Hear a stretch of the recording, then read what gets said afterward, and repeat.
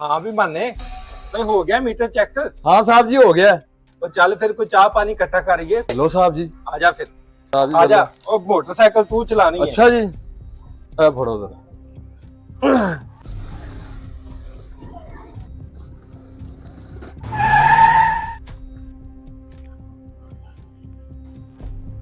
ओ हाँ भी कोई तू बिल नहीं जमा कराया।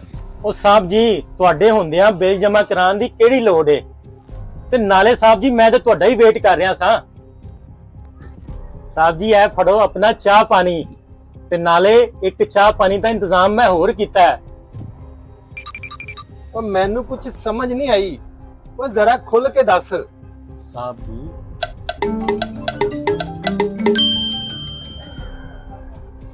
ਉਹ ਖਬਰ ਪੱਕੀ ਹੈ ਨਾ। ਉਹ ਹਾਂਜੀ ਸਾਹਿਬ ਜੀ ਅੱਗੇ ਭਲਾ ਤੁਹਾਡੇ ਨਾਲ ਕਦੀ ਝੂਠ ਬੋਲਿਆ ਮੈਂ?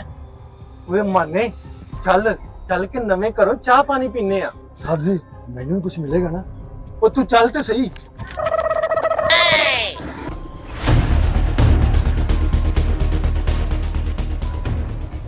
साहब जी आई कार वो देखो कुंडी भी लगी है कि वहां पे तो पुलिस वाले पै गए।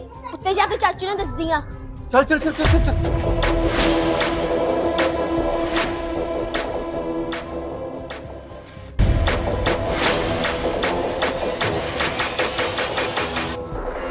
ओए चाचा चाचा वहां डाले तो पुलिस वाले पै गए। हैं पापा तो पुलिस वाले बैठ गए ओए लुੱਟੇ गए ओए मारे गए ओ भज के कुंडी लाओ।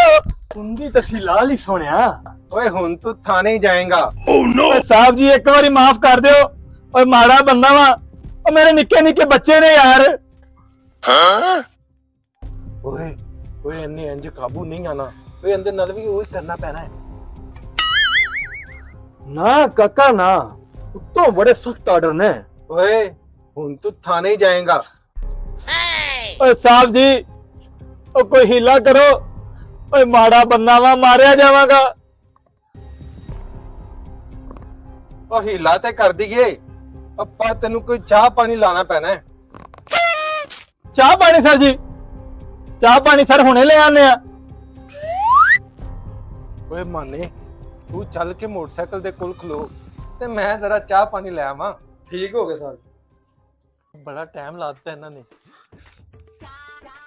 ਓ ਸਾਹਿਬ ਜੀ ਚਾਹ ਪਾਣੀ ਆ ਗਿਆ ਹੈ। ਚੁੱਪ ਕਰਕੇ ਪਿਛਲੀ ਜੇਬ ਤੇ ਪਾ ਦੇ। ਓਏ ਐਵੇਂ ਲੋਕ ਫੋਟੋ ਖਿੱਚ ਲੈਂਦੇ ਨੇ। ਪਾ ਦਿਆਂ ਸਾਹਿਬ ਜੀ? ਹਾਂ ਹਾਂ ਪਾ ਦੇ।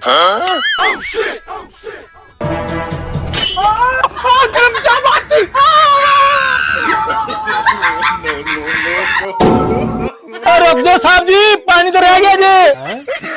लगता है साहब ने चाह पानी मिल गया। भज्जो